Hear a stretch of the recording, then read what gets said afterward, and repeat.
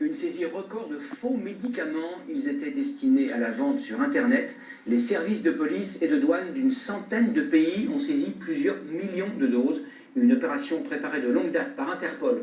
Les explications de Patrick Nimine et Eric Delpech. Plateforme de Roissy ce matin. Dans ces chariots, la prise des douaniers en quelques heures seulement. Dans de simples enveloppes, des médicaments, tous illégaux. À 90% des contrefaçons vendues sur Internet à des acheteurs français. Si certains comprimés ne sont que du plâtre, d'autres peuvent s'avérer dangereux. Les cachets, va falloir faire une analyse pour savoir ce que c'est. Ce sont des particuliers chez eux qui achètent des médicaments.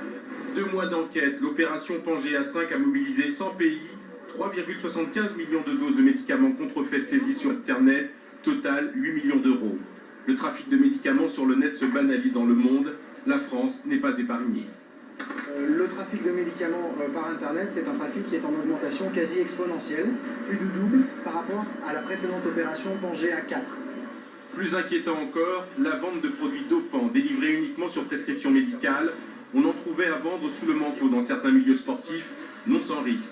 Aujourd'hui, c'est par simple courrier que les sportifs se fournissent. Ce paquet vient de Hongrie, à destination de la France.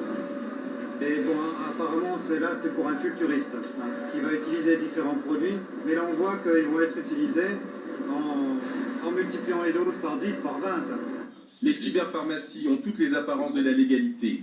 Or, dans 9 cas sur 10, ces sites sont totalement illicites. Si ces médicaments n'ont pas d'autorisation de mise sur le marché en France, c'est parce qu'ils sont dangereux.